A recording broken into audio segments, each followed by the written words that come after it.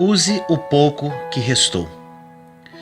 Irmão e irmã, peço a Deus que através da ação do Espírito Santo toque o seu coração com uma espada de dois gumes através desta mensagem.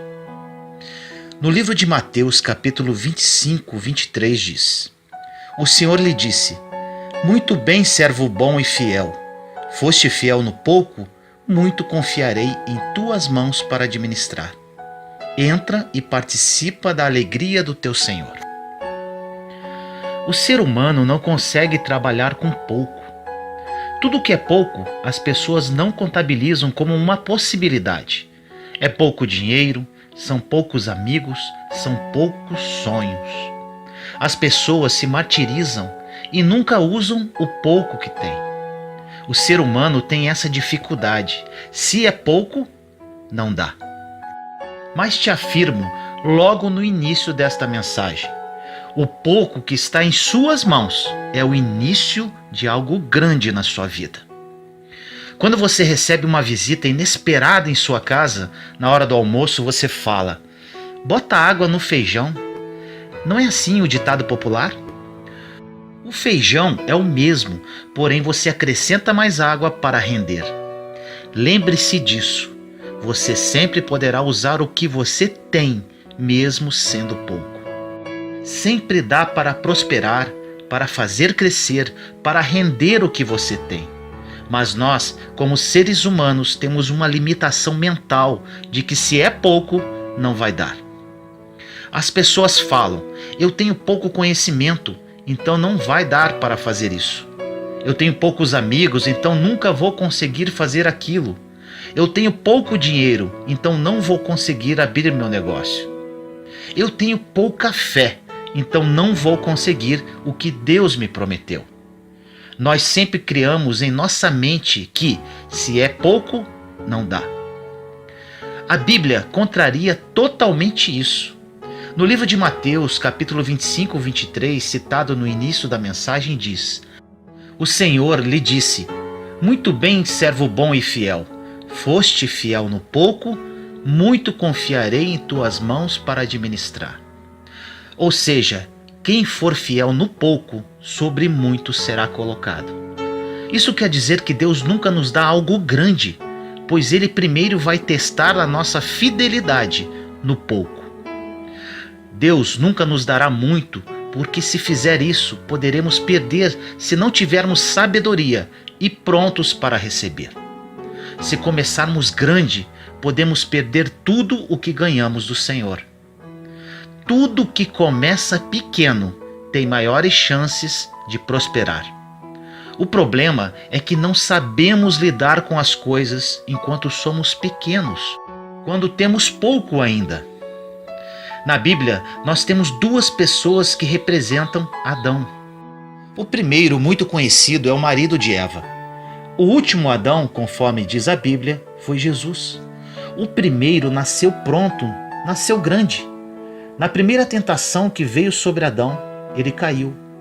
O último Adão nasceu pequeno, veio crescendo, veio evoluindo.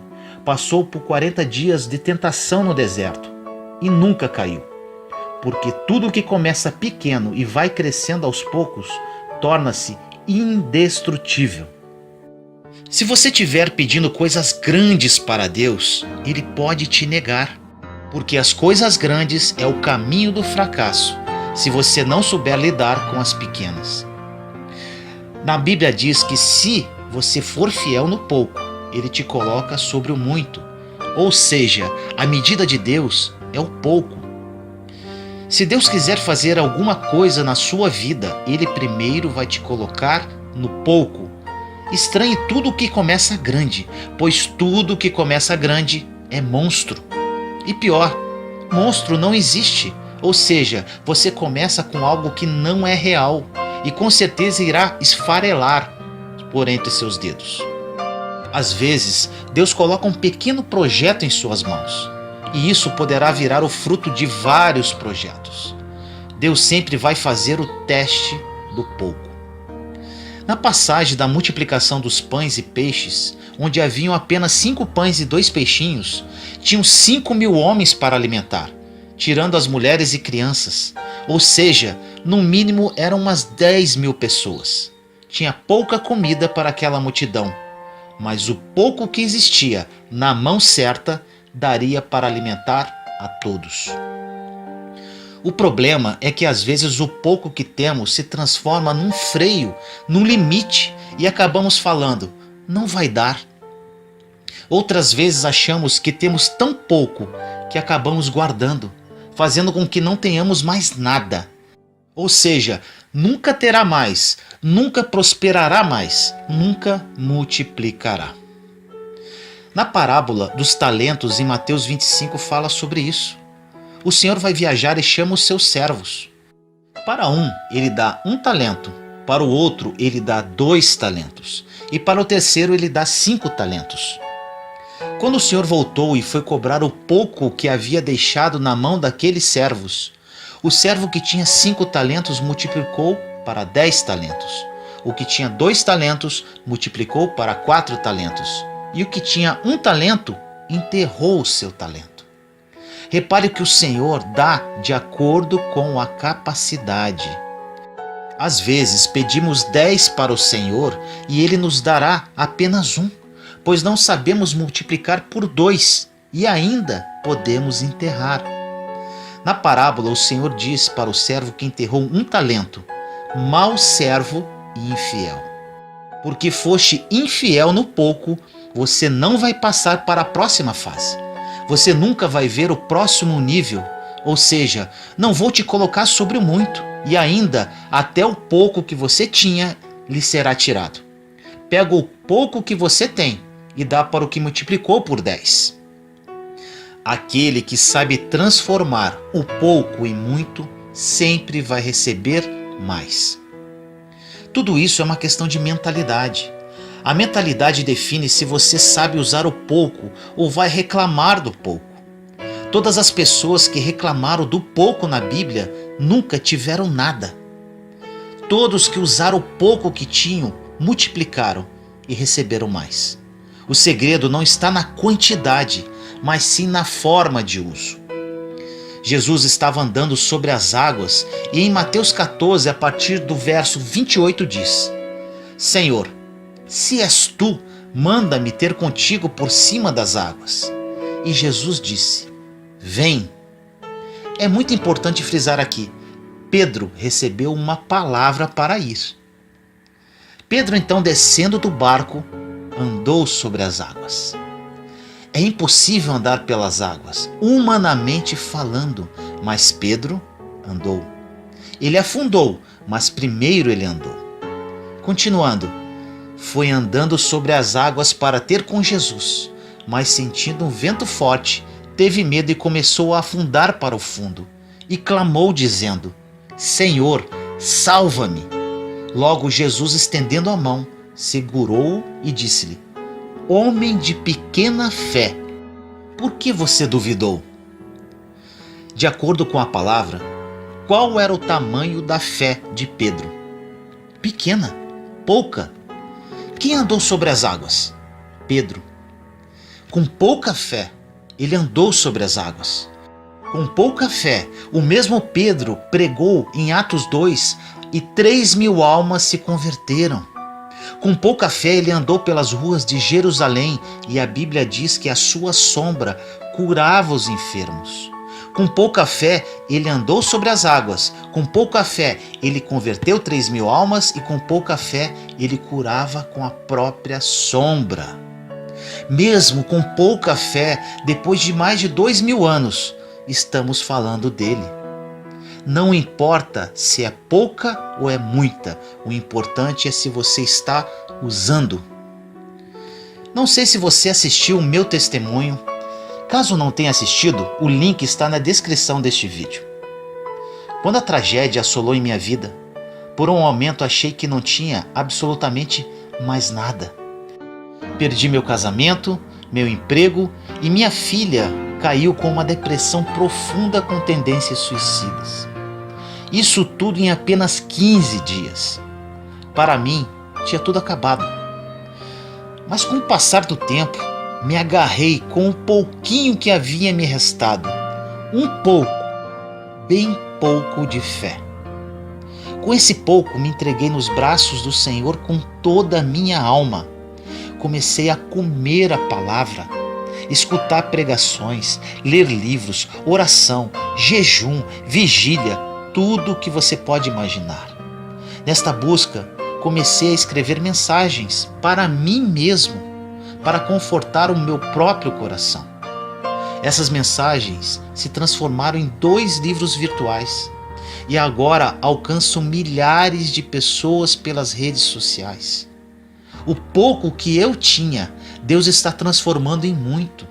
O meu pouco começou a transformar vidas. Para você meditar agora, se você não usar o pouco que tem, você deixará de transformar outras vidas. Já pensou nisso?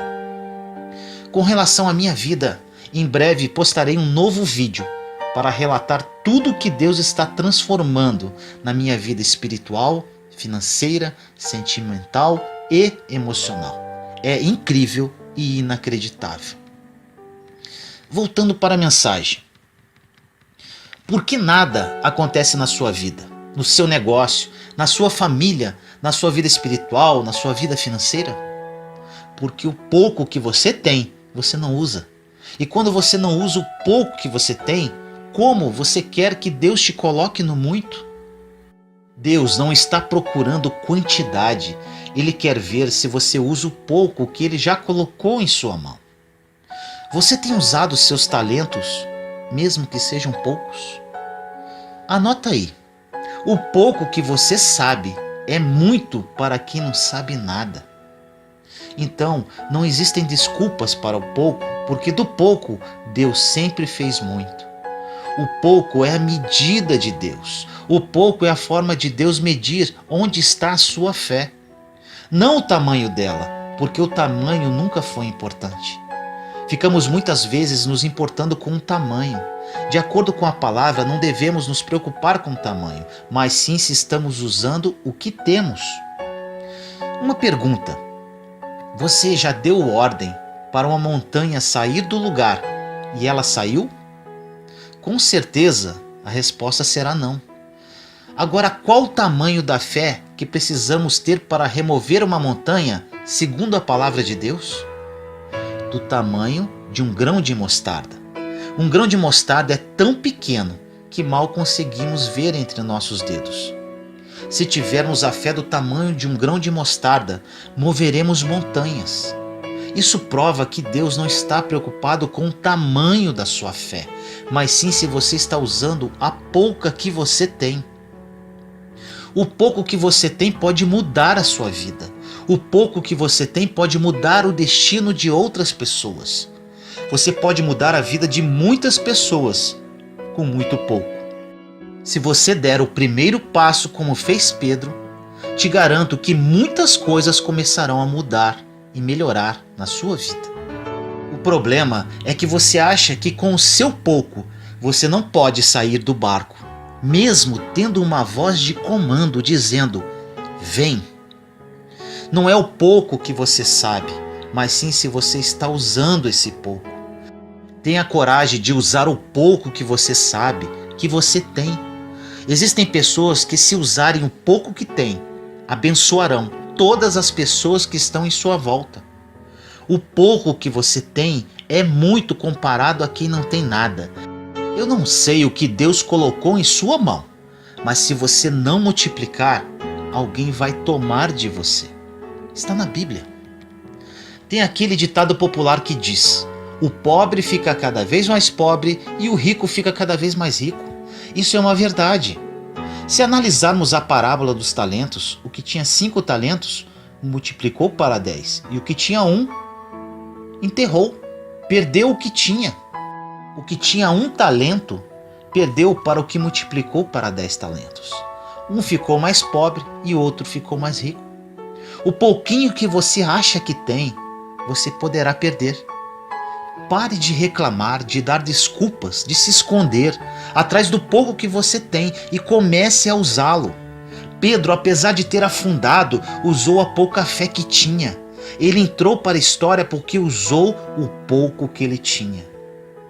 Se Deus deu uma palavra para a sua vida, não importa o pouco ou nada que você tem, que sejam 5 pães e 2 peixinhos, isto é o mais que suficiente para que mais de 10.000 pessoas sejam alimentadas pelo pouco que você tem. O pouco que aquele menino tinha e deu para os discípulos foi o suficiente nas mãos de Jesus. Na sua mão pode ser pouco, mas na mão de Deus é o suficiente. Na sua mão não dá. Na mão de Deus você volta com 12 cestos sobrando. O problema é que o pouco que temos, além de não usarmos, também não colocamos nas mãos de Deus. Aí fica difícil. Não é pecado ter pouca fé. O feio é ter pouca fé e não usar o pouco que tem. Você precisa apenas dar o primeiro passo para fora do barco, que o restante Jesus faz. Nosso Deus é um Deus de milagres, o Deus do impossível. Você não faz o impossível acontecer, você não faz milagre, você não faz nada se Ele não fizer por você. Tem apenas a pouca fé de dar o primeiro passo, a pouca fé de usar o que tem. A pouca fé de usar isso que você acha que não é nada e fazer algo, porque Deus vai pegar esse pouco e fazer o milagre acontecer. A sua vida, as pessoas ao seu redor e também as distantes serão transformadas com um pouco que você tem. Não esqueça disso. O pouco que você tem é muito para muitas pessoas que não têm nada. E o pouco que você tem poderá mudar a vida de muitas pessoas. O que para você não é nada poderá mudar destinos. Existem pessoas que estão humilhadas e envergonhadas, porém elas deixam essa situação ser maior do que a fé delas. Quando qualquer sentimento suplantar a sua fé, você ficará no exato lugar que está. Você não sairá do lugar. Quando você permite que nada seja maior que a sua fé, não tem limite do que Deus vai fazer na sua vida. Não tem limite onde Deus poderá te levar. Nunca limite o que Deus pode fazer na sua vida. Nunca limite de onde Ele pode te tirar hoje e te reposicionar do amanhã. Nunca limite o tipo de milagre que Ele pode derramar na sua vida. Pedro, segundo a Bíblia, era analfabeto e foi ele quem pregou para 3.000 pessoas que se converteram. Pedro usava o pouco que tinha. Existiam pessoas muito mais capazes que ele, com mais condições de fazer o que ele iria fazer. Mas o importante é que não é a capacidade que determina o tamanho do conhecimento, mas sim usar o que se tem. Existem pessoas formadas em tudo, mas não usam nada. Outras pessoas possuem recursos, mas não usam para ajudar ninguém. Agora, hoje, neste exato momento que você está escutando esta mensagem, eu profetizo em sua vida. O que está na sua mão parecia pequeno até você ouvir essa mensagem. A partir de agora é o início de algo grande. A partir de agora é o início de um milagre. A partir de agora é o início de uma grande conquista. Parecia pequeno até hoje, mas Deus te dirigiu até esse vídeo para que eu dissesse a você que você dará um salto com o pouco que você possui. Você sairá de onde está e caminhará para um lugar de milagres, onde você nunca ousou sonhar. Deus vai te tirar da situação difícil e precária que você está hoje e te levará para um lugar que você nunca pediu e nunca teria coragem de pedir para Deus. Nosso Senhor é especialista em fazer essas coisas. Você acha que Pedro pediu para Jesus para ser um grande apóstolo? Não, mas tinha um detalhe. Ele era o que estava usando mais o pouco que tinha. Quando você começa a usar muito o pouco que tem, Deus vai te promover. Nós sempre vamos querer usar os nossos fracassos, o nosso pouco, o nosso nada, para dar uma desculpa para Deus. Mas se Deus deu uma palavra, Pedro, vem, é porque vai dar certo. Se Deus pediu algo para você, o que parece impossível, é porque Ele já viu o seu milagre. Ele é especialista em futuro. Ele já sabe o que vai acontecer. Pega o pouco que você tem, pega o pouco que você sabe e faz alguma coisa. O resto Deus vai fazer. O que parece difícil, quem vai fazer é Ele. Você precisa apenas dar o primeiro passo. É difícil demais andar sobre as águas, mas sair do barco qualquer um pode fazer. Dos 12 discípulos a bordo, somente Pedro quis fazer. Quando só você faz o que qualquer um poderia fazer, você já está passando para o próximo nível. Você já entra em um nível de fé sobrenatural. Repare que Pedro não queria ser rebaixado. Quando ele vê Jesus andando sobre as águas, ele não falou: Jesus, vem para cá, porque ele sabia que isso seria rebaixar Jesus para o plano natural. Pedro queria ser promovido, então falou: Jesus, se és tu, manda-me ter contigo. Ele queria andar no impossível e não trazer Jesus para o natural, porque no final, a mentalidade que você tem vai determinar se você vai usar o pouco que você tem ou não. É como você pensa, é como você formata seus pensamentos. Deus começa com pouco, mas não deixará você com pouco para sempre. O que Ele quer é que você dê o primeiro passo para que Ele te coloque no muito. Todo mundo que colocou o pouco que tinha nas mãos de Deus, multiplicou muito. Você pode estar sem esperança, porque há muito tempo você se encontra no pouco e acabou se apegando a isso. Deus não te chamou para se apegar ao pouco, mas sim começar com pouco. O pouco pode ter te limitado tanto que nem o pouco você tem mais. Virou um nada na vida sentimental, um nada na vida espiritual, um nada na vida familiar. Você não consegue ver um palmo diante do nariz. Parece que tudo se perdeu. Aconteceu comigo. Aproxime-se de Deus e entenda o que Ele quer para a sua vida. Deus quer que você saia do barco e dê os primeiros passos, por mais difíceis que possam parecer, por mais impossível que seja. Com certeza existe algo que você pode fazer hoje, usando um pouco debaixo de uma ordem de Deus. E te afirmo, fazendo isso, as coisas vão começar a acontecer em sua vida. A sua casa será impactada por isso, seus filhos serão impactados, seu cônjuge, a sua vida financeira, sentimental e emocional. O seu pouco vai abençoar muitos. Deus está confiando no seu pouco para começar algo grande em sua vida hoje. Algo que você jamais ousou sonhar e que vai mudar a sua vida para sempre. Vou orar para você. Senhor misericordioso, neste dia venho orar a todas as pessoas que assistirem esse vídeo. Que esta palavra fale aos corações. Que essas pessoas sejam impactadas pela sua presença e misericórdia. Que o seu Santo Espírito se revele a cada uma, despertando o desejo e o discernimento para usarem o pouco que ainda lhes restou. Que o que resta em suas mãos se torne algo grande.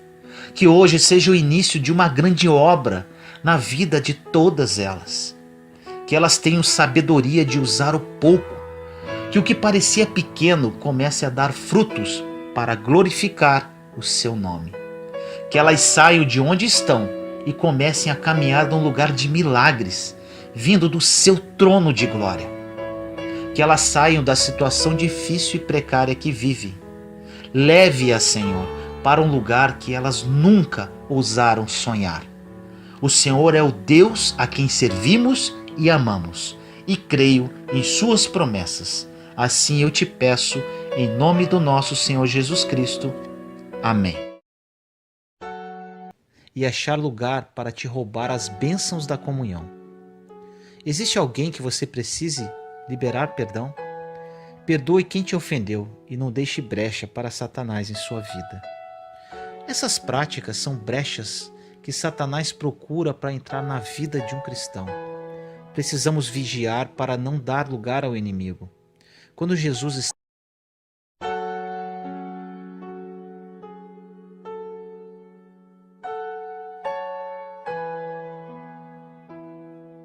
O que Deus quer de mim?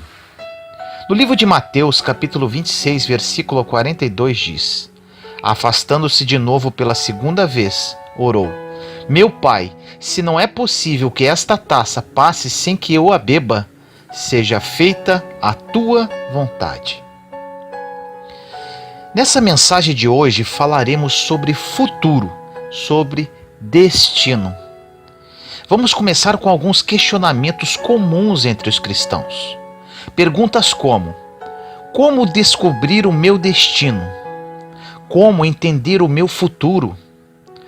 Como ter certeza do que Deus quer para a minha vida? Agora eu te pergunto: você consegue visualizar os seus próximos anos?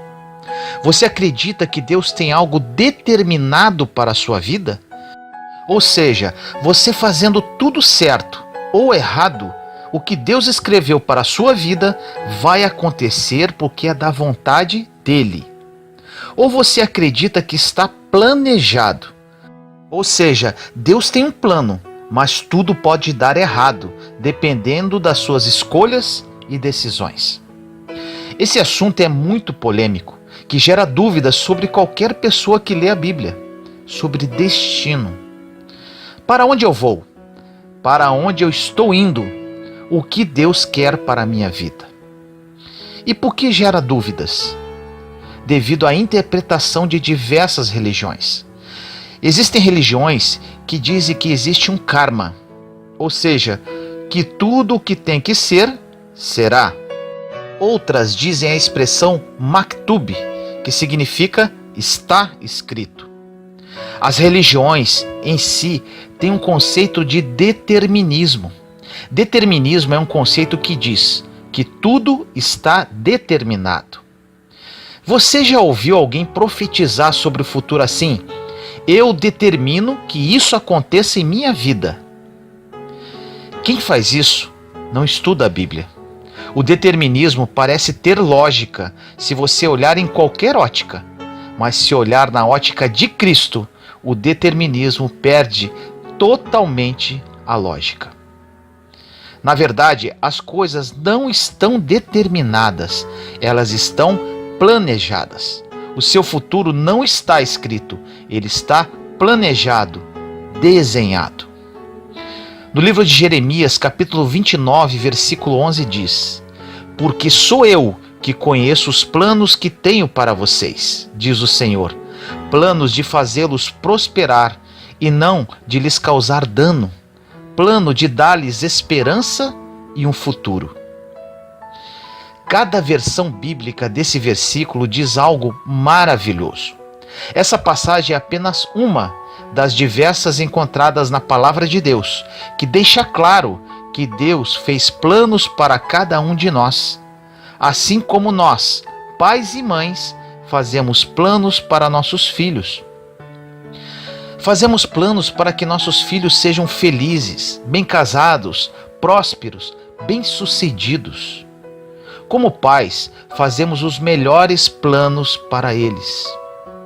Agora, mesmo fazendo os melhores planos para nossos filhos, isso quer dizer que isso vai acontecer?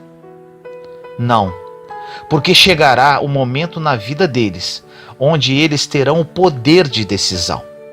Os planos que fazemos para nossos filhos são como um lápis que desenha, mas as decisões são como borrachas que apagam. Logo, Deus tem um lápis e nós temos a borracha das decisões. O Senhor planeja o melhor para a nossa vida e de diversas formas, inclusive por nossas decisões, podemos apagar o que Ele escreveu. Agora, todos os planos de Deus são de bem e não de mal. A conspiração do Pai, do Filho e do Espírito Santo estão sempre a nosso favor, conspirando com planos perfeitos para a vida de cada um de nós. São planos sempre bons, perfeitos e agradáveis. e sempre para o bem. Agora você pode perguntar: mas por que as coisas sempre dão errado?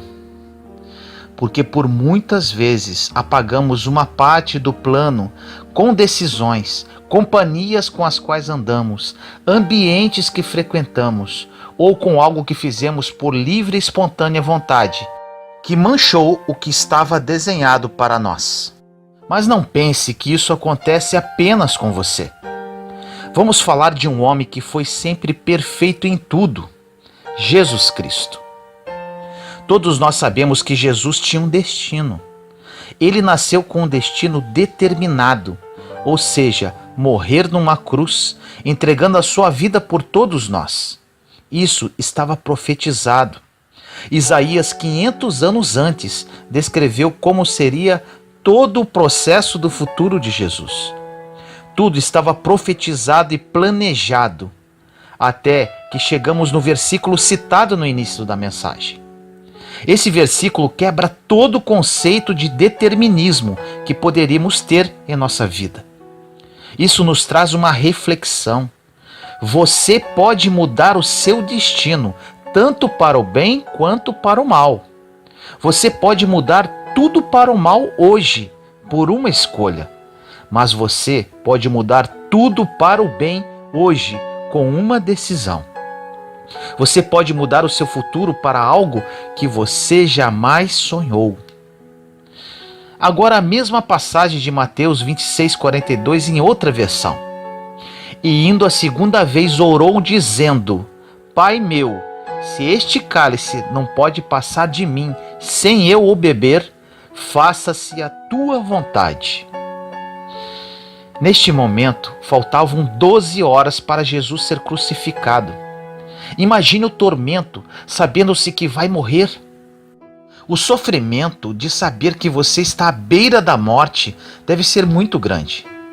E ainda, Jesus não só tinha a certeza que faltavam horas para a cruz, como também carregava todo o peso da humanidade concentrado nele. Ele estava vivendo um momento que talvez ele não precisasse passar, pois ele era o Filho de Deus. Ele poderia estalar os dedos e legiões de anjos poderiam servi-lo em qualquer tempo. Porém, ele entrou num estágio de agonia tão grande que suou sangue. Agora, uma observação importante. Eu não sei qual a sua dor nesse momento, nem o tamanho do seu sofrimento, nem a profundidade da sua perda. Porém, mesmo que você esteja passando por coisas terríveis, nada foi tão sério a ponto de te fazer suar sangue. Segundo especialistas, para este fenômeno acontecer, você precisa ter um comando cerebral, um dispositivo emocional de desespero, de agonia, de angústia muito forte. Suar sangue é algo raríssimo, quase impossível de acontecer. Tem que ser um desespero muito profundo, uma dor incalculável. A Bíblia diz que Jesus começou a ficar angustiado de tal forma que suou sangue. Agora eu te digo, quando você se trancar no seu quarto e dizer: Senhor, estou desesperado, estou sofrendo muito, Jesus vai responder ao seu lado: eu sei como é isso, meu filho. Qualquer dor ou sofrimento que você possa sentir, Ele colocará a mão no seu ombro e vai dizer: eu sei como é. A dor que Jesus sofreu não se compara a qualquer dor que qualquer ser humano já sentiu ou vai sentir neste mundo. Neste nível de desespero, suando sangue, Jesus faz um pedido para o Pai, tentando mudar o seu destino. Não se sinta culpado das vezes que você queria jogar tudo para o alto. Jesus, apesar de ser filho de Deus, era humano como eu e você. Ele começou a ficar angustiado, começou a suar sangue e faz uma proposta para Deus dizendo: Pai, se possível, ou seja, se depender de mim, afasta de mim esse cálice. Eu não quero passar por isso. Na maioria das vezes, nós vamos fugir do destino que Deus planejou para cada um de nós, porque chega uma hora que parece que é muito difícil. Chegam horas que queremos jogar tudo para o alto e dizemos: daqui eu não consigo passar. Mas eu te afirmo, a sua vitória está a um passo depois da sua dor.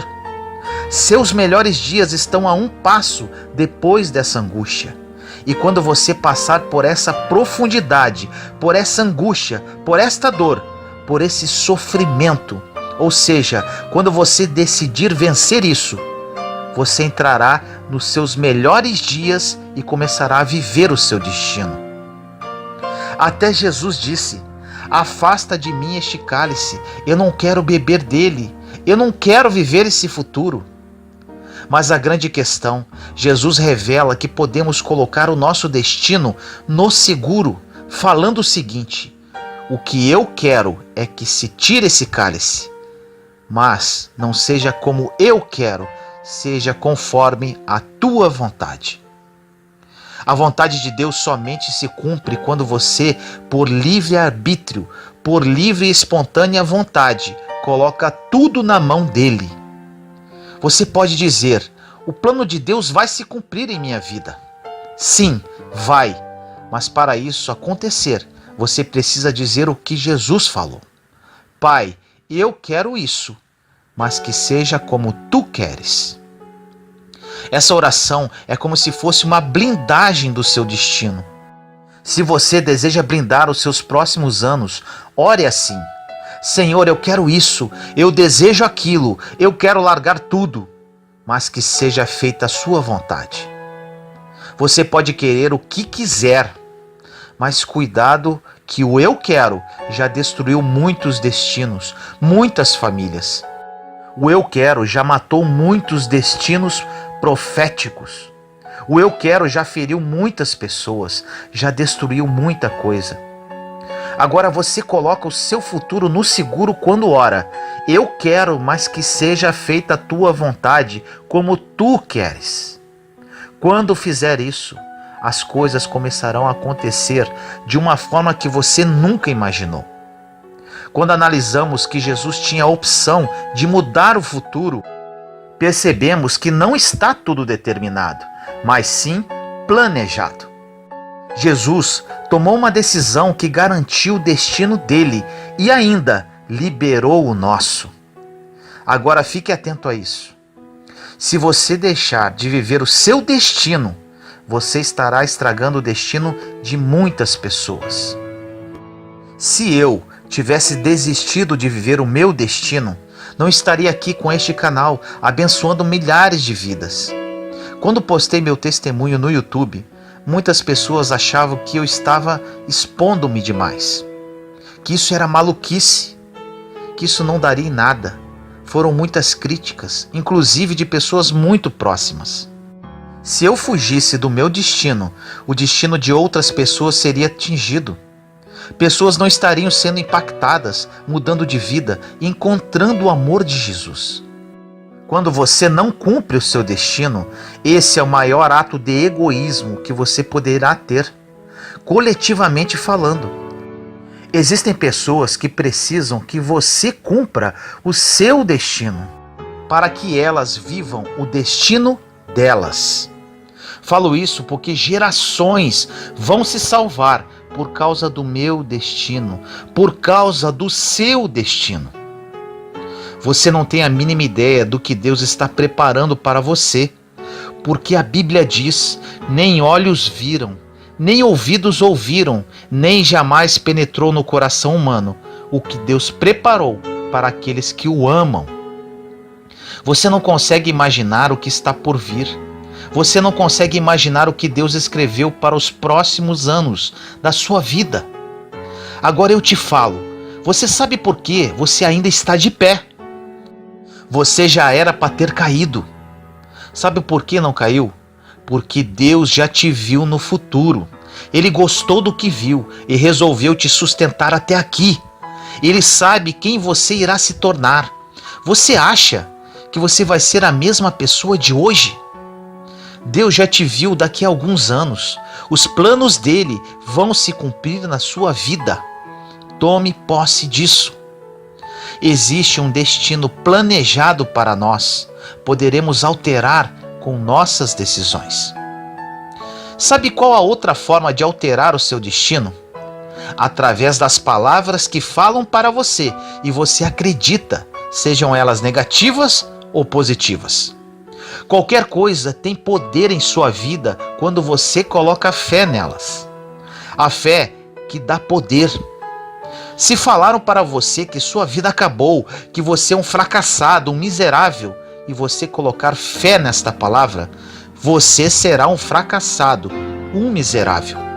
Se falarem para você que você será um vitorioso e você colocar fé no que foi dito, você será um vitorioso. Jesus, sendo o maior professor sobre destino, passou por esta situação. Quando ele começou a caminhar e ensinar, ele foi muito criticado. Ou seja, quando você começar a viver o seu destino, você será criticado, apedrejado, caluniado. Para isso, você tem que estar preparado. Se Jesus foi criticado, por que você e eu não seríamos? Mas te digo com um sorriso no rosto, isso é um sinal que você está vivendo o seu destino. Os fariseus, os estudiosos, os espirituais, entre aspas, falaram até que Jesus fazia suas obras em nome de Beelzebu, do diabo. Uma das coisas que as pessoas vão tentar fazer com você, quando estiver vivendo o seu destino, será tentar confundir a sua identidade. Vão falar nomes, entre aspas, que você não é, para ver se você acredita nisso. Existem pessoas que estão tão fracas emocionalmente e espiritualmente que acreditam até no que o inimigo fala. Não escute os críticos, continue fazendo o que Deus mandou você fazer. Assim que Jesus foi batizado, veio uma voz de cima e disse: "Esse é o meu filho amado, em quem tenho prazer." Jesus deu ouvido à voz que vinha de cima e não nas vozes dos críticos que vinham do lado. Faça o mesmo, escute apenas a voz que vem de cima. Escute o Pai, não as pessoas. Você está colocando a sua fé em que tipo de palavras? Outra situação. Os ambientes que você frequenta hoje definem os seus próximos anos. Você pode estar se inserindo em ambientes que poderão travar todo o seu futuro. O que você está procurando viver pode não estar inserido no ambiente onde você está frequentando. Os ambientes que você frequenta precisam ser coerentes com o seu destino. A incoerência pode matar o seu destino. Seja coerente com os ambientes que frequenta. Seu destino está planejado, mas você pode estragá-lo de muitas formas. Como falei, nas palavras que você coloca fé, nos ambientes que você frequenta, no seu nível de coerência ou incoerência. E ainda, quando você deixa de usar os seus talentos hoje, deixando para amanhã. Se você não fizer algo com o que Deus colocou na sua mão, você vai perder muito. E pior, muitas outras pessoas também perderão. Jesus não deixou nada pela metade, ele foi até o fim. Tudo o que Jesus podia fazer, ele fazia. A missão de Jesus não era curar, mas sim ensinar. Jesus se deslocava de uma cidade para outra para ensinar, mas pelo caminho ele curava, porque ele não desperdiçava a oportunidade. Muitos de nós somos assim, temos dons e talentos, mas não usamos hoje. Nós nascemos para dar o nosso melhor. Dê o seu melhor hoje para desfrutar o amanhã. O que você planta hoje, colherá amanhã. As sementes que caem da sua mão hoje não fazem a árvore crescer imediatamente, mas farão sombra para você mais tarde. Faça hoje, dedique-se, dê o seu melhor, o seu futuro depende disso. Todas as vezes em que você quiser desistir, porque está difícil, está pesado, está complicado, lembre-se de Jesus. Quando ele tentou parar, ele fez uma oração. Contudo, não seja como eu quero, seja como tu queres. Se você incluir essa oração diariamente na sua vida, o seu futuro começa a ser garantido a partir de agora, porque ele vai fazer conforme ele quer. Sempre temos algo para pedir a Deus, a nossa lista de pedidos. Poucas vezes falamos, faça como o Senhor quiser. Na verdade, muitos de nós não sabemos nem o que queremos. Será que não seria melhor colocar na mão daquele que já nos viu lá na frente? Orar é consultar quem já viu o nosso futuro. Ele já viu o que você vai ser, o que você vai passar, o que você suporta, o que você não suporta. Deixa tudo na mão dele e faça a sua parte. Hoje, o seu futuro está garantido. Você precisa estar muito atento para viver os planos de Deus. Andar com as pessoas erradas também podem comprometer o seu futuro. As pessoas com quem conviver precisam estar alinhados com a sua caminhada, com o seu propósito. Pessoas erradas te darão estratégias erradas, conselhos errados. Deus quer revelar o plano que Ele tem para você. E isso Ele faz de diversas formas. Deus vai dando cenários do seu futuro. Você pode acreditar se você quiser. Você coloca fé se quiser. As coisas que Deus planejou para a sua vida são infinitamente maiores do que você pensa. É muito, mas muito maior do que você pensa. Quando você descobre o seu destino, você entra na fase mais difícil, a exposição. Nessa fase você começa, mesmo sem querer, a mostrar quem você é. Porque quando o holofote está focado em você, você não consegue esconder mais nada. Quando você está passando por um problema, Deus não está preocupado com o problema, mas na pessoa que você está se tornando durante este processo. Muitas pessoas não sabem lidar com a fase de exposição, pois não sabem lidar com as críticas. Você pode estar passando por momentos difíceis hoje, mas Deus já te viu lá na frente e lá você estará exposto. Então, nesta fase problemática, Ele quer que você amadureça, para que quando você estiver exposto, você mostre a sua melhor fase, a sua melhor versão. Quando Deus te levantar, você vai estar preparado para a exposição. Muitos falam, eu faço tudo certo, eu oro, eu leio a palavra, eu sou dizimista e nada acontece. Ainda não aconteceu porque você não está maduro o suficiente, senão Deus já teria te exposto. É uma questão de preparação. Agora eu te pergunto, você está vivendo bem os seus processos? Você pode responder, mas é muito difícil. É claro que é difícil, senão não seria processo. Se não for difícil, não aprenderemos nunca. Muitas coisas foram tiradas da sua vida porque Ele viu como iria terminar. Quando Deus tira coisas, tira pessoas do seu caminho e por vezes tira você de lugares, não é porque Ele é mau, mas porque Ele sabe como isso vai terminar. Ele quer evitar a sua queda, Ele quer evitar o pior. Ele já viu o seu futuro. Ele é o nosso Deus, o Deus que servimos. Ele tem planos para você e para mim. E por mais que esteja difícil o que você está vivendo hoje, lembre-se das promessas dele. E ainda, ele é fiel para cumprir. E ele te diz hoje, eis que estarei convosco todos os dias, até a consumação dos séculos. Ore comigo assim. Senhor amado, peço a Ti no dia de hoje, através desta mensagem, que toque no mais profundo da alma de todas as pessoas que a ouvirem.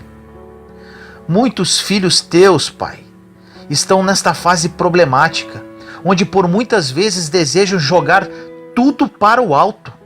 Estão totalmente inundados na angústia, na depressão, no desespero.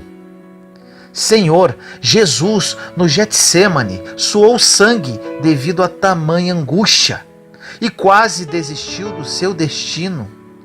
Porém, com uma palavra, ele colocou o seu destino e o nosso no seguro, quando falou: que seja como tu queres. Falamos isso hoje, Senhor, que não seja a nossa vontade, mas sim a sua, pois sabemos que a sua sempre será boa, perfeita e agradável. Fortaleça, Pai, cada irmão e irmã, para que suporte essa fase dolorida e angustiante, que é apenas uma preparação para o melhor que virá na vida de cada um deles. Assim eu oro, em nome do nosso Senhor Jesus Cristo. Amém.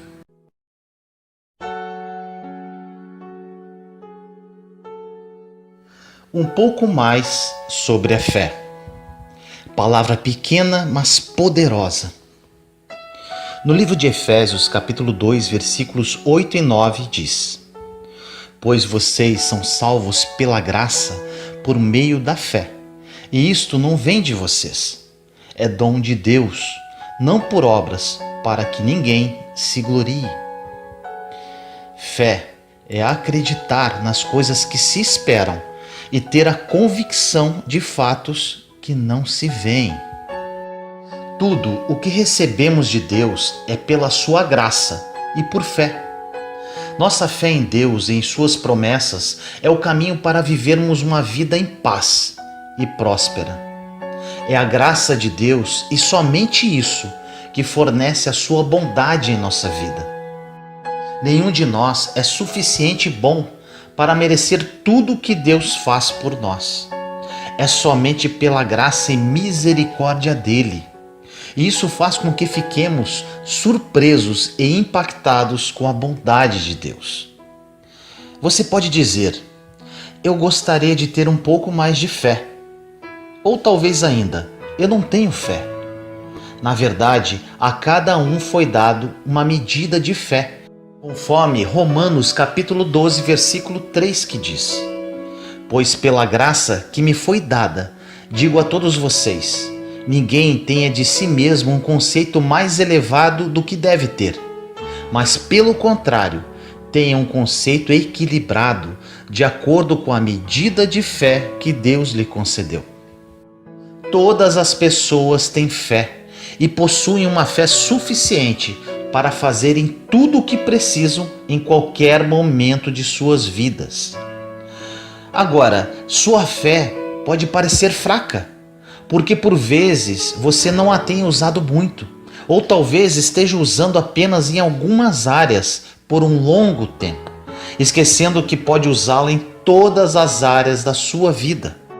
Outra situação: você sabia que pode usar a fé para superar o seu passado? Você pode estar preso a ele por vários motivos, mas te afirmo, se você é uma nova criatura em Cristo Jesus, verdadeiramente, seu passado não precisa mais atormentar a sua vida, e você pode andar em vitória a partir de hoje. Não importa o que possa ter acontecido em sua vida no passado, livre-se de qualquer tipo de mentalidade de vítima com relação ao que te aconteceu. Não existe possibilidade de ser vítima e nova criatura ao mesmo tempo. Uma passagem interessante está na carta de Paulo a Filemão, capítulo 1, versículo 22, que diz: Além disso, prepare-me um aposento, porque graças às suas orações espero poder ser restituído a vocês. Paulo está escrevendo esta carta a Filemão sobre um escravo que ele chamou de Onésimo. Este escravo havia fugido de Filemão e no seu caminho acabou se tornando um filho espiritual de Paulo. Paulo, depois de mentoreá-lo, iria devolvê-lo a Filemão e queria ter certeza que Filemão o receberia graciosamente, mesmo tendo fugido. Paulo estava na prisão quando escreveu esta carta. não tendo ideia de quando iria sair do cárcere. Existe algo importante nessa passagem. Paulo, na verdade, estava dizendo: eu tenho a fé que, se continuarem orando por mim, eu vou sair daqui desta prisão e serei capaz de ir visitá-lo. Paulo aqui nos mostra que ele tinha fé no poder da oração. Ele acreditava que quando orava, ou se outros orassem por ele, abriria a porta para a sua libertação da prisão. Não ore sem fé. Deus quer dar a você o que você pede. Deus ouve a sua oração de fé. Paulo disse: prepara-me um quarto na expectativa da minha visita. Vou te falar um pouco do poder da expectativa. A fé tem que ter uma expectativa ativa e agressiva. Quando você está com expectativa para atingir algum objetivo em sua vida, ou de conquistar um sonho, ou de uma restauração, seja o que for, você está cheio de expectativa, de esperança e de fé que algo que você ainda não tem em mãos vai acontecer. A grande questão é que entre o pedir e o receber existe o esperar. Muitas pessoas não esperam nada, então nunca recebem. Muitas pessoas, em vez de esperar com expectativa, falam: vamos ver o que acontece, e fica resmungando. Você não pode apenas esperar. Olhe essa passagem maravilhosa em Isaías, capítulo 30, versículo 18. Contudo, o Senhor espera o momento de ser bondoso com vocês. Ele ainda se levantará para mostrar-lhes compaixão, pois o Senhor é Deus de justiça. Como são felizes todos os que nele esperam. Tome posse dessa palavra. Essa passagem quer dizer que Deus está esperando a oportunidade para ser bom para você. Você consegue enxergar isso? Mas ele só pode ser bom para alguém que está esperando nele, olhando para ele, desejando o melhor dele. Agora, nesse momento, você pode se agarrar a essa verdade e fazer uma grande mudança em sua vida. Agora eu te pergunto: o que você está esperando? Mais do que você teve no passado? Mais problemas? Mais decepções? Você está com alguma expectativa?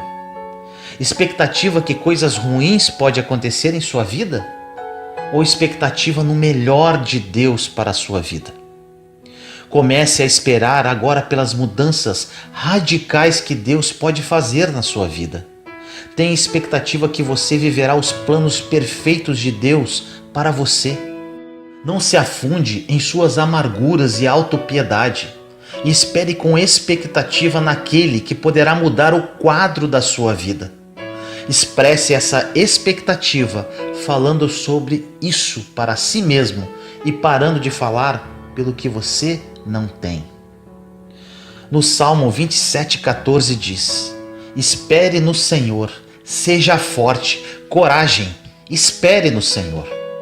Em Isaías 40,31 diz: mas aqueles que esperam no Senhor renovam as suas forças, voam bem alto como águias, correm e não ficam exaustos, andam e não se cansam. Esta passagem de Isaías é muito poderosa. Muitos a adoram e profetizam. Mas será que verdadeiramente acreditam no que está escrito?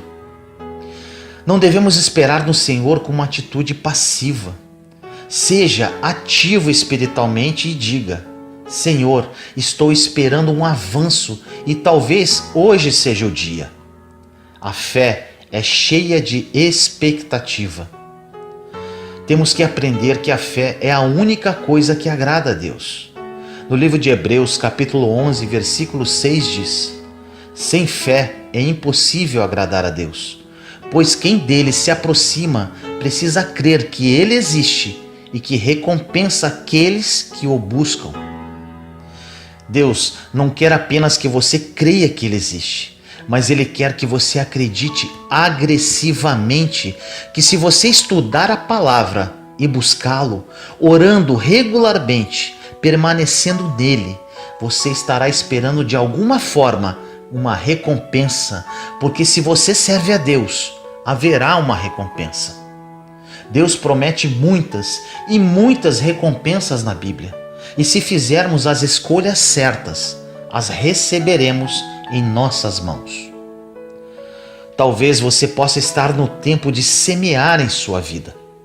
A semeadura e a colheita não são muito emocionantes, mas o agricultor nunca semeia sem ter uma colheita em mente.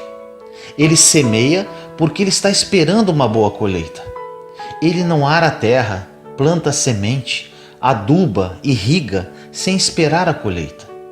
Precisamos semear com expectativa. Sem fé é impossível agradar a Deus. A fé tem que ser baseada na palavra de Deus. A primeira situação, precisamos ter fé em Deus. A palavra diz que todos nós temos fé e a cada um é dada uma medida de fé. Agora, o que é feito com esta fé depende de você. Você pode colocar essa fé em si mesmo. Te garanto que isso não vai funcionar, mas se quiser experimentar alguns anos miseráveis, vá em frente.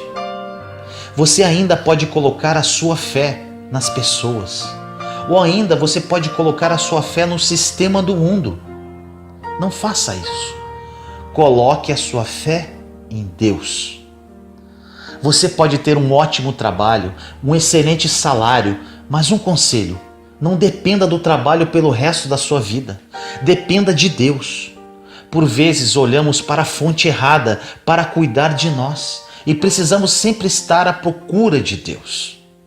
Quando depositamos nossa fé em Deus, abrimos uma porta larga de muitas oportunidades para Deus nos abençoar.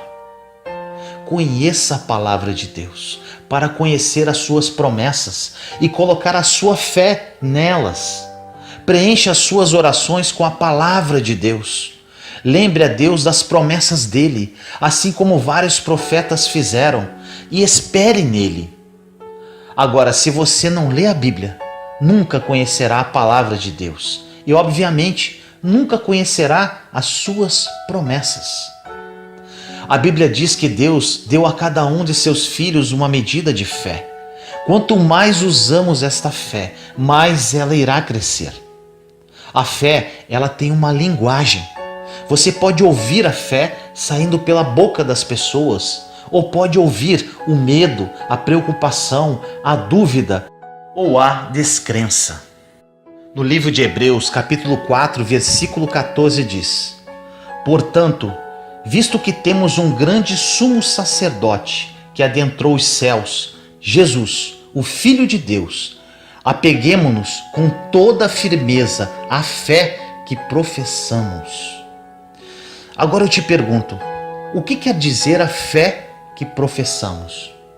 É aquilo que você diz com a sua boca, aquilo que você declara com suas palavras.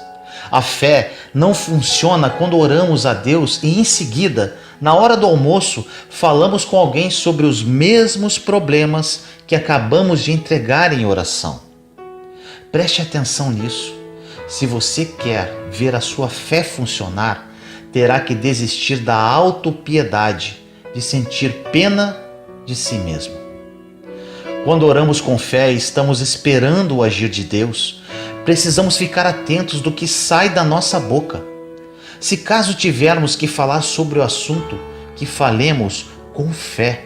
Assim, esta situação está complicada, mas Deus está envolvido nisso. Ele está trabalhando agora ao meu favor e tenho fé que vai se resolver em breve. Não fale dos seus problemas, levando com que as pessoas sintam pena de você. Fale: eu creio, meu Deus, que o Senhor está trabalhando. O Senhor já ouviu minhas orações. Eu tenho a sua palavra para me basear e eu creio na sua fidelidade. Eu verei o resultado da minha fé. A fé não é baseada no que vemos, pensamos ou sentimos. Em 2 Coríntios 5,7, diz que andamos por fé e não por vista. A história de Abraão é maravilhosa. Ele passou por circunstâncias complicadas, mas não olhou para elas. Abraão estava crendo em Deus por um herdeiro, e isso era naturalmente impossível para acontecer, devido à idade avançada dele e de Sara, sua esposa. Mas Deus havia prometido. A Bíblia diz que nenhuma dúvida ou incredulidade fez Abraão duvidar a respeito das promessas de Deus. A dúvida e a descrença podem se apresentar a você.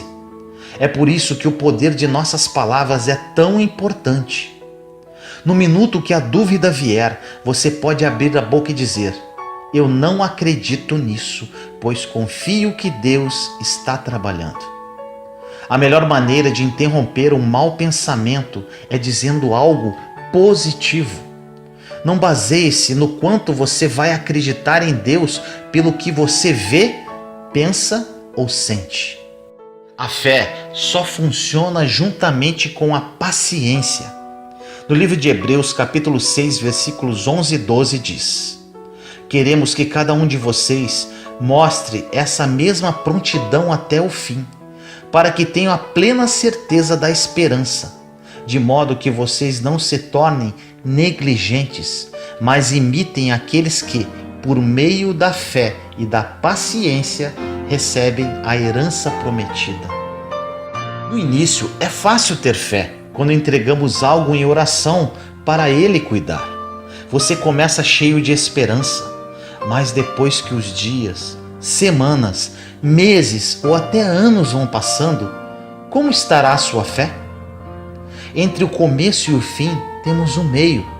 Você pode estar hoje no meio de alguma situação e pode não estar tão divertido. Você precisa ser paciente, pois terá que esperar, quer queira ou não. Paciência é como você age enquanto você espera. É como nos comportamos quando nós esperamos. Você poderá esperar com expectativa. Você poderá esperar com uma boa conversa. Você poderá esperar sendo uma bênção para outras pessoas. Ou simplesmente você pode desistir e ficar reclamando. Mas aí terá que começar tudo de novo. No livro de Hebreus, capítulo 6, versículo 15 diz: e foi assim que, depois de esperar pacientemente, Abraão alcançou a promessa. Abraão esperou por 20 anos. José esperou por 13 anos numa prisão, por um erro que ele não havia cometido. Esse período de espera é um deserto. Você pode estar hoje num deserto, mas esse período é de amadurecimento e onde Deus está trabalhando em sua vida, limpando algum lixo que possa estar em você ainda, para que você esteja pronto para receber o que Deus te prometeu. Desfrute do momento que você está hoje. Desfrute o agora.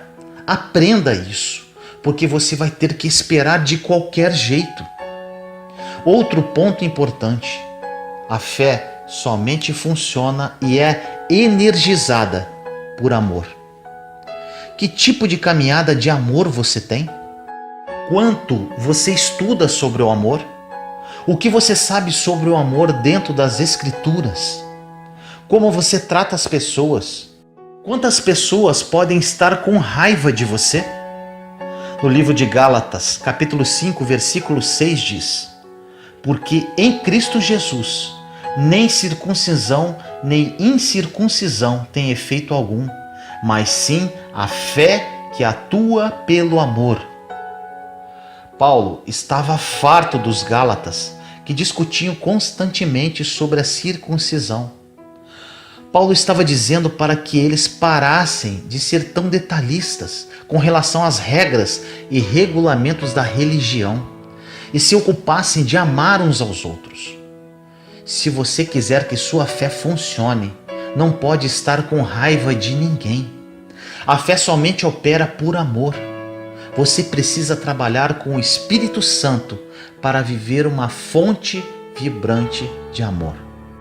No livro de Hebreus, capítulo 4, versículo 3 diz: Entretanto, resta entrarem alguns naquele descanso, e aqueles a quem anteriormente as boas novas foram pregadas não entraram por causa da desobediência.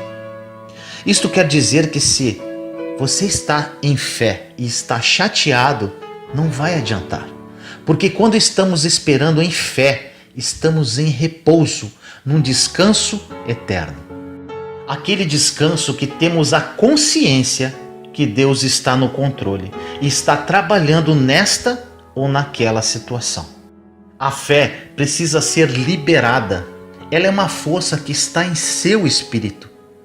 Você precisa liberar a sua fé em todas as áreas de sua vida e não apenas em certas áreas específicas. Libere a sua fé para a sua vida espiritual, para a sua vida emocional, sentimental e financeira.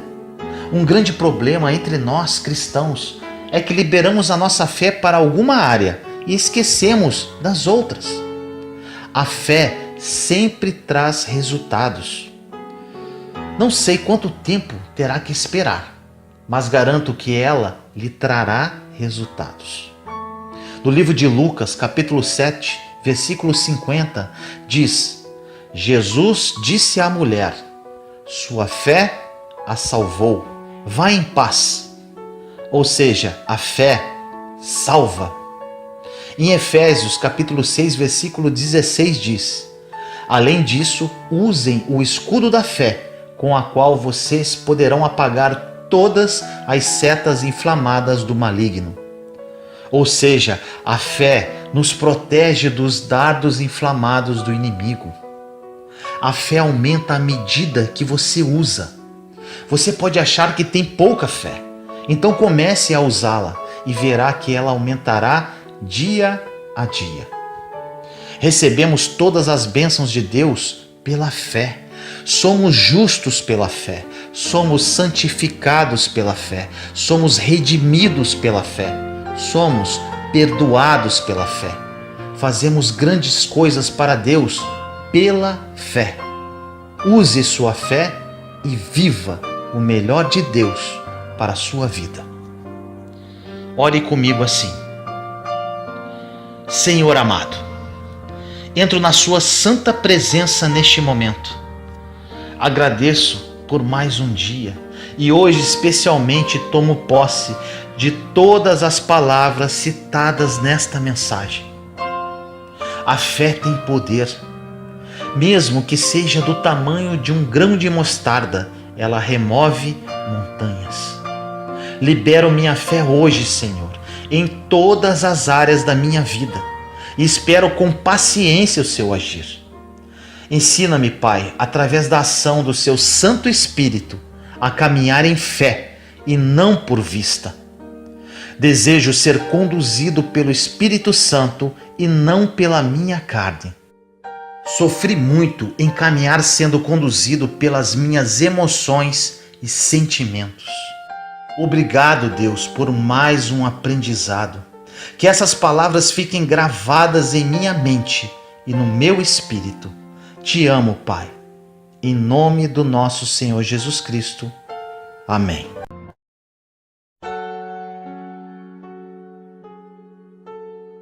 Seja guiado pelo Espírito Santo, não seja guiado pela sua cabeça. Em 2 Coríntios, capítulo 3, versículo 6 diz: foi ele quem nos tornou aptos para sermos ministros de uma aliança nova, não da letra, e sim do Espírito, pois a letra mata, mas o Espírito comunica a vida.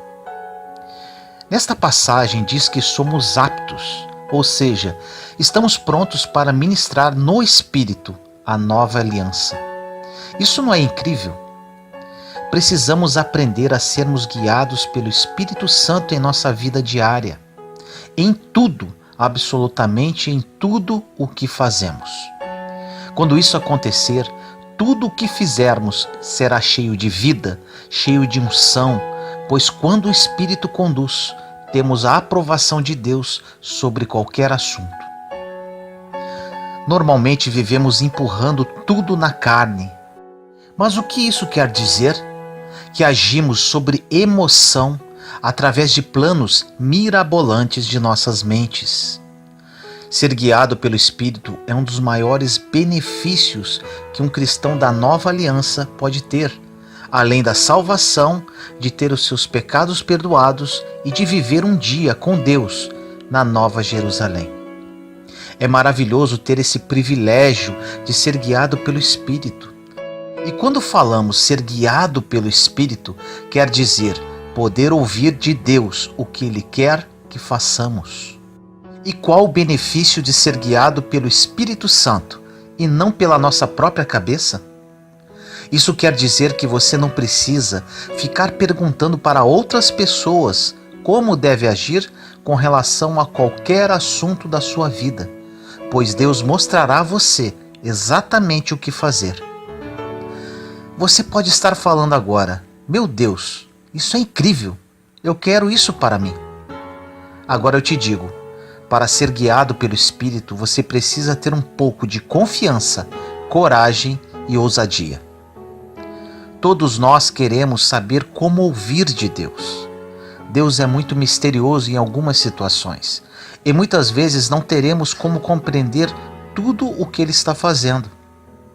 Como seres humanos, precisamos aprender a andar e fluir no Espírito. Temos que aprender a discernir as coisas espiritualmente. Seria fácil para Deus nos dizer tudo o que Ele quer de nós. Mas Deus quer que façamos essa busca. Ele deseja que caminhemos em fé. Ele quer que aprendamos a crescer, a caminhar. Às vezes cometer erros e aprendermos com isso. Voltar atrás e não ter medo de recomeçar. Você pode caminhar de forma dinâmica pelo Espírito Santo, que significa literalmente ouvir de Deus. Mas, para isso, você não deverá ficar perguntando a todos o que deve fazer. Cada vez que você tiver um problema na sua vida, você precisa permanecer em Deus, conhecer a sua palavra, aprender a seguir a paz, e assim você poderá ser guiado pelo Espírito. Paulo disse isso na passagem no início da mensagem, que não deveríamos ser guiados pelas leis da aliança antiga, ou mesmo as leis que nós próprios criamos, ou às vezes pelas leis denominacionais da religião. Todo mundo tem um monte de leis e regras que querem que sigamos, mas Paulo disse: eu estou aqui para lhe ensinar a ser guiado pelo Espírito. Em 2 Coríntios 3:8 diz: como não será ainda mais glorioso o ministério do Espírito? Nós temos a oportunidade mais gloriosa de nossa vida. Olhe isso! O Espírito de Deus vive em mim e em você. E todas as vezes que precisarmos fazer alguma coisa com relação a qualquer situação em nossa vida, Deus nos guiará através da sua palavra e do seu Espírito. Isso é demais. Em 1 João, capítulo 2, versículo 27 diz: quanto a vós, a unção que recebestes dele permanece em vós, e não tendes necessidade de que alguém vos ensine. Mas, como sua unção vos ensina tudo, e ela é verdadeira e não mentirosa, assim como ela vos ensinou, permanecei nele. Essa passagem fala sobre a unção. Essa unção é a presença, o poder e capacidade de Deus. Pregamos a palavra pela unção do Espírito. Vemos várias pessoas que não têm qualquer tipo de formação adequada para pregar, falar em público, mas são ungidas, ou seja, conduzidas pelo Espírito Santo. Quando estamos ungidos por Deus para fazer alguma coisa, isso não se torna difícil para nós. Somos ungidos para diversas coisas, uns para pregar, outros para ensinar, outros para cantar, outras ungidas para ser mãe, um pai ou uma pessoa de negócios, uma pessoa de oração e intercessão, outras ungidas para ajudar. A unção é como se fosse a energia do Espírito. A unção não é apenas para exercer o ministério. A unção é para todos os dias da sua vida e para cada pequena coisa que você faz. Não vamos espiritualizar demais o ministério do Espírito Santo em nossa vida e fazê-lo soar tão espiritual. Ou seja, que ele nunca fará algo prático em nossa vida diária. Você tem o poder de Deus para fazer o que precisar. Você pode ser ungido com o Espírito para criar os seus filhos. Com isso, você saberá quando precisa corrigi-los, quando precisa dar-lhes misericórdia ou deixar algo para lá. Você não precisa ter medo para fazer o que tem que fazer em sua vida. Você não tem que ter medo de ser capaz de fazer algo para mudar o seu destino. Você tem a energia do Espírito Santo para fazer o que precisa fazer. Você pode fazer tudo guiado pelo Espírito Santo em nome de Jesus. Segundo essa passagem de João, você recebeu essa unção e ela está permanentemente em você. Você não precisa ficar correndo atrás das pessoas para saber o que deve fazer. Normalmente é o contrário que acontece. Quase sempre corremos para as pessoas para saber o que devemos fazer. E essas mesmas pessoas, por muitas vezes, nem sabem o que fazer com as suas próprias vidas. Em Romanos capítulo 7, versículo 4 diz: De modo análogo também vós, meus irmãos, pelo corpo de Cristo, fostes mortos para a lei, para pertencerdes a outro, aquele que ressuscitou dentre os mortos, a fim de produzirmos frutos para Deus. Isso significa que se você tentar viver sob a lei, se você tem muitas regras e regulamentos para a sua vida, você irá expulsar de alguma forma a ação do Espírito Santo. E muito em breve essas coisas poderão ministrar morte para você. Existe uma liberdade incrível quando você é guiado pelo Espírito Santo. Ele te guiará conforme os desejos do Senhor para a sua vida. Deus quer suprir todas as necessidades do corpo de Cristo. Muitos cristãos vivem em cima de regras, e isso não é errado, mas se esquece que a nova lei trazida por Jesus Cristo é a lei do amor. Enquanto não estiverem andando em amor, não haverá mudanças. E para andar em amor, existe apenas uma forma: serem guiados pela liderança do Espírito Santo de Deus. Agora um alerta. Se você é cristão e não está extremamente empolgado com seu relacionamento com Deus, provavelmente isso é a única coisa que está faltando para você viver o melhor de Deus para a sua vida. E essa empolgação só é possível quando caminhamos no Espírito.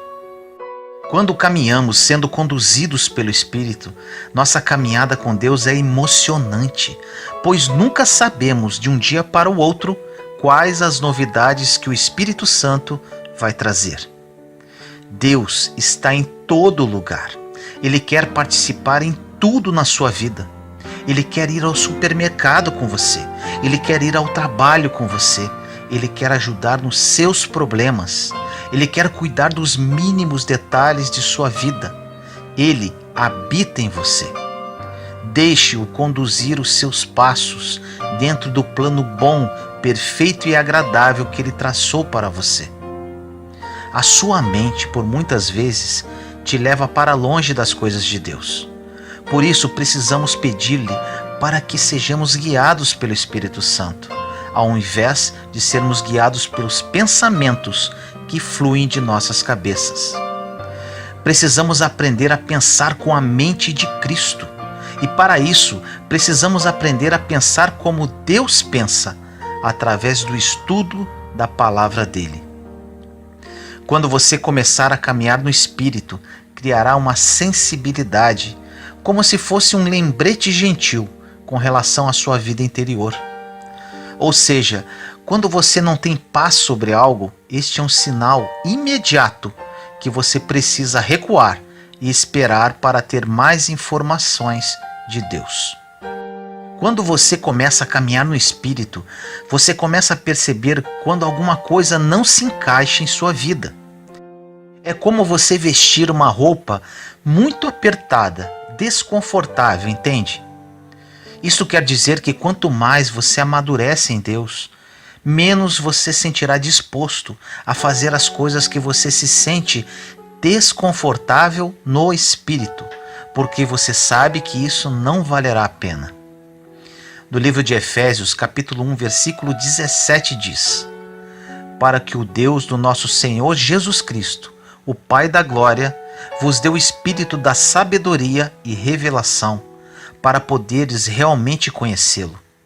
Que ele ilumine os olhos dos vossos corações, para saberdes qual é a esperança que seu chamado encerra, qual é a riqueza da glória da sua herança entre os santos e qual é a extraordinária grandeza do seu poder para nós, os que cremos, conforme a ação do seu poder eficaz. Nesta passagem, Paulo orou pela igreja pedindo 3 coisas. Primeiro, ele orou para que a igreja tivesse a sabedoria e a revelação para conhecer Deus verdadeiramente. Eu te digo agora, se você quer conhecer algo profundamente na sua vida, conheça a Deus. Não apenas sobre Deus, mas conheça-o pessoalmente. Conheça o seu coração, crie intimidade com Ele. Ele disse também que orava para que eles conhecessem o seu chamado e a herança que eles tinham em Jesus Cristo. Herança é algo que é dado, transmitido a você. Será que temos alguma ideia do que temos pela graça imerecida e favor de Deus? Temos nossos pecados perdoados, temos justiça com Deus, temos paz, temos alegria, temos o Espírito Santo vivendo em nosso interior, nos conduzindo e nos guiando, entre outros. Olha como isso é profundo. Dentro desse segundo ponto, Paulo disse ainda que precisamos conhecer a nossa herança. Podemos ter todo tipo de conhecimento em nossa mente, mas se você não conhece a Deus e não sabe quem você é em Cristo, você pode ser até uma pessoa brilhante, mas com certeza é infeliz. E por último, ele disse que precisamos conhecer o poder que está disponível para nós, como crentes em Jesus Cristo. Precisamos sempre depender da unção de Deus, ao invés de depender do que nós sabemos. Você pode saber muito, mas se Deus não estiver com você, o que você sabe não vai fazer qualquer sentido. Em 1 Coríntios capítulo 8, versículo 1 diz: no tocante às carnes sacrificadas aos ídolos, entende-se que todos temos a ciência, mas a ciência incha, é a caridade e o amor que edifica. Nesta passagem, existe uma discussão em poder comer ou não a carne oferecida aos ídolos. Paulo disse que se tivessem fé, saberiam que o ídolo não era absolutamente nada, apenas um pedaço de madeira. No entanto, ele disse: se você não tem a fé para isso, simplesmente não coma, porque é melhor que você mantenha uma consciência limpa do que fazer algo que poderá fazê-lo sentir-se culpado. Eles estavam mais preocupados com o que poderia entrar pelas suas bocas do que deveria entrar no seu coração. Quando uma pessoa é conduzida pelo Espírito, ele mesmo fala ao coração o que é certo ou errado. O conhecimento leva as pessoas a ensoberbecerem. Ensoberbecer vem de soberba, ou seja, achar-se melhor que os outros, cheio de altivez e orgulho. Mas o amor, a afeição, a boa vontade e a benevolência edifica, acumula-se e encoraja a crescer a sua estatura perfeita. No verso 2 deste mesmo capítulo diz: se alguém julga saber alguma coisa, ainda não sabe como deveria saber. Isso quer dizer que não importa o que você acha que sabe. Gostamos por vezes de dizer às pessoas o que sabemos. Por muitas vezes em nossas conversas, queremos que as pessoas se calem para dizermos o que pensamos e mostrar o que sabemos. Nada disso importa, porque se você não estiver andando em amor, a Bíblia diz que você não sabe nada. Obtenha todo o conhecimento que você quiser e puder, mas tenha certeza sempre de depender de Deus, completamente. Podemos ter absolutamente tudo, mas se não tivermos a unção de Deus, tudo isso não valerá de nada. Não esqueça disso que vou falar agora. Não importa o que você não tem, se você tem Deus, tem mais que o suficiente. Deus quer que você acredite nisso. E quando você acreditar verdadeiramente nisso, você dará um passo após o outro e caminhará por um caminho incrível, planejado especialmente para você. Provérbios capítulo 3, versículos de 5 a 7 é uma passagem maravilhosa e resume o que falamos há pouco. Diz: confia no Senhor com todo o teu coração, não te fies em tua própria inteligência e entendimento. Em todos os teus caminhos reconhece-o, e ele endireitará as suas veredas. Se acharmos que sabemos tudo, não pediremos a Deus qualquer coisa. Precisamos ter a consciência que precisamos nos alimentar. Precisamos alimentar o nosso corpo físico com alimentos, nossa mente com conhecimento, mas principalmente precisamos alimentar a nossa alma. Normalmente o principal se torna secundário.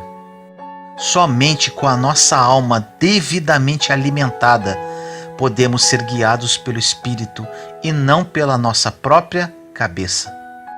Por vezes, lutamos e conseguimos o que queríamos, segundo a nossa própria cabeça, de maneira carnal. E depois que conseguimos, falamos: eu deveria ter ouvido Deus. Já aconteceu isso com você? Ou seja, às vezes pensamos que sabemos que algo é certo pela nossa própria vontade, quando devíamos ouvir a Deus.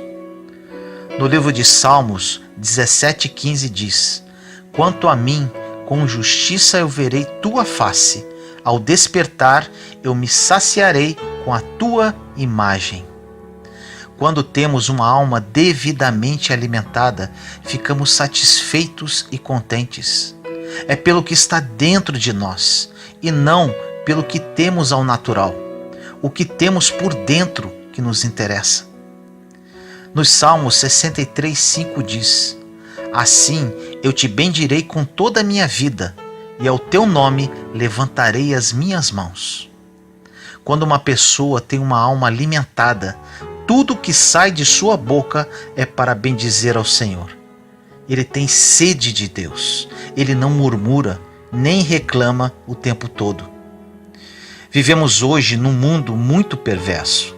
Precisamos estar em sintonia total com o Pai. E para isso, precisamos ser guiados por Ele, pela intercessão do seu Santo Espírito, e não pela nossa própria cabeça. Evite o abismo em sua vida, sendo guiado pelo seu próprio entendimento, e viva a vida que Jesus morreu por você, sendo guiado pelo Espírito Santo. Ore comigo assim: Senhor misericordioso, entramos em sua santa presença neste momento. Pai amado, peço a Ti que tudo que foi dito nesta mensagem entre no mais profundo da alma de cada filho seu. Temos hoje a salvação, o perdão de nossos pecados, e um dia poderemos viver contigo na Nova Jerusalém. Porém, muitos dos seus filhos não vivem a vida que Jesus morreu na cruz por cada um de nós. Uma vida de abundância em todas as áreas de nossas vidas. Sabemos, Pai, que para que isto ocorra, precisamos ser guiados pelo Espírito Santo. Desperte essa consciência em seus filhos, Senhor, para que gozem a paz e aprendam a desfrutar essa vida conduzidos pelo nosso Consolador, o Espírito Santo. Assim eu te peço, em nome do nosso Senhor Jesus Cristo. Amém. Juntos somos fortes.